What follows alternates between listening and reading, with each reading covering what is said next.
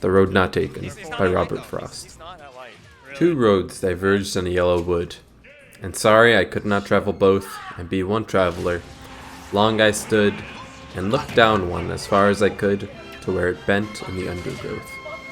Then took the other as just as fair, and having perhaps the better claim, because it was grassy and wanted wear, though as for that the passing there had worn them really about the same. And both that morning equally lay in leaves no step had trodden black.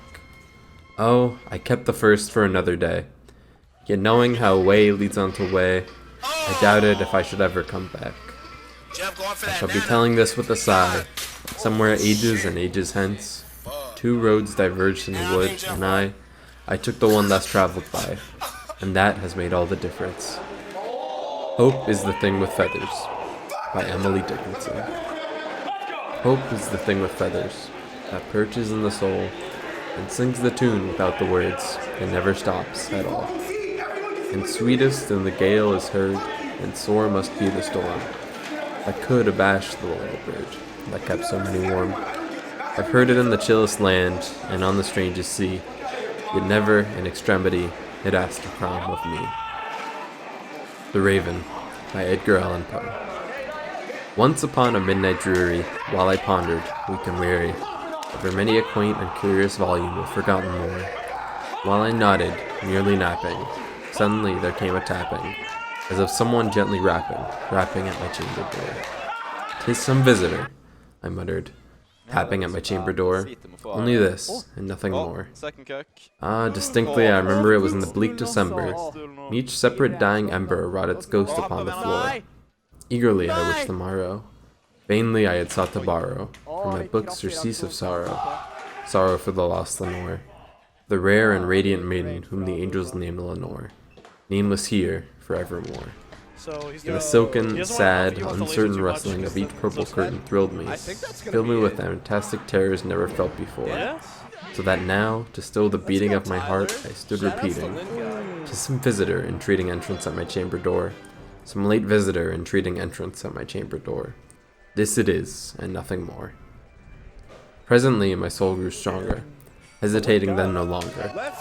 "Sir," said I, "or madam, truly your forgiveness I implore.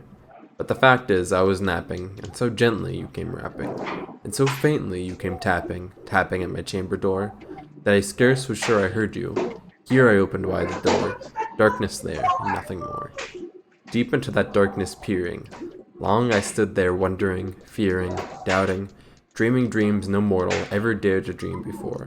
But the silence was unbroken, and the stillness gave no token, and the only word there spoken was the whispered word, 'Lenore?'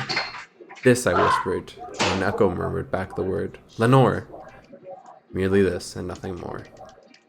Back into the chamber turning, all my soul within me burning. Soon again I heard a tapping, somewhat louder than before. 'Surely,' said I, 'surely that is something at my window latches.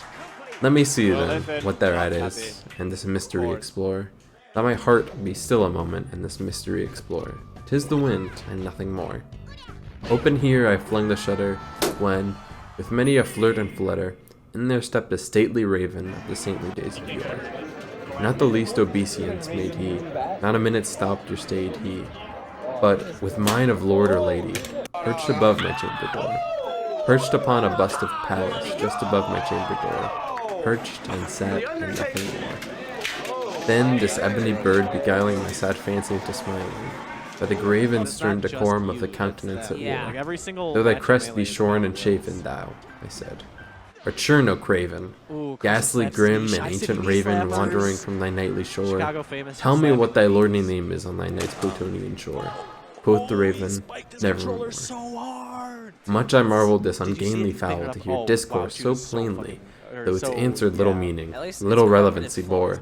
For we cannot help agreeing that no living human being ever yet was blessed with seeing bird above his chamber door, bird or beast upon the sculptured bust above his chamber door, with such a name as Nevermore. But the raven, sitting lonely on the placid bust, spoke only that one word, as if his soul in that one word he did outpour. Nothing farther than he uttered, not a feather than he fluttered, till I scarcely more than muttered, other friends have flown before. On the morrow he will leave me, as my hopes have flown before. Then the bird said, nevermore. Startled at the stillness broken by replies so aptly spoken, doubtless, said I.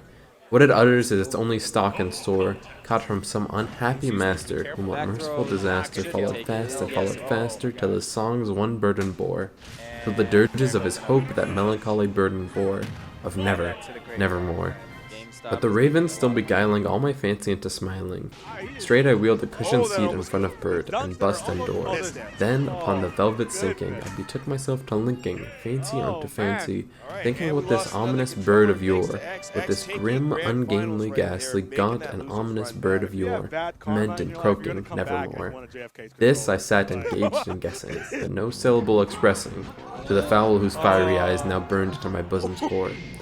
This and more I sat divining, with my head at ease reclining, on the cushion's velvet lining that the lamplight glittered over, but whose velvet violet lining with the lamplight glittered over, she shall press, nevermore. Then, methought, the air grew denser, perfumed from an unseen censer swung by seraphim whose footfalls tinkled on the tufted floor. Wretch, I cried, that God hath lent thee, by these angels he has sent thee, respite and nepenthe from thy memories of Lenore. Quaff, oh quaff this kind nepenthe, and forget this lost Lenore. Quoth the raven, nevermore. Prophet, said I, thing of evil, prophet still, if bird or devil, whether tempter sent or whether tempest tossed thee here ashore, desolate yet all undaunted, on this desert land enchanted, on this home by horror haunted, tell me truly, I implore, is there balm in Gilead? Tell me, I implore. Quoth the raven, nevermore. Prophet, said I, thing of evil, prophet still, if bird or devil, by that heaven that bends above us, by that God we both adore, tell the soul with sorrow laden if within the distant Aidenn it shall clasp a sainted maiden whom the angels name Lenore. Clasp a rare and radiant maiden whom the angels name Lenore. Quoth the raven, nevermore. Be that word our sign of parting, bird or fiend, I shrieked, upstarting. Get thee back into the tempest and the night's Plutonian shore. Leave no black plume as a token of that lie thy soul hath spoken. Leave my loneliness unbroken. Quit the bust above my door. Take thy beak from out my heart, and take thy form from off my door. Quoth the raven, nevermore. And the raven, never flitting, still is sitting on the pallid bust of Pallas just above my chamber door, and his eyes have all the seeming of a demon's that is dreaming, and the lamplight over him streaming throws his shadow on the floor.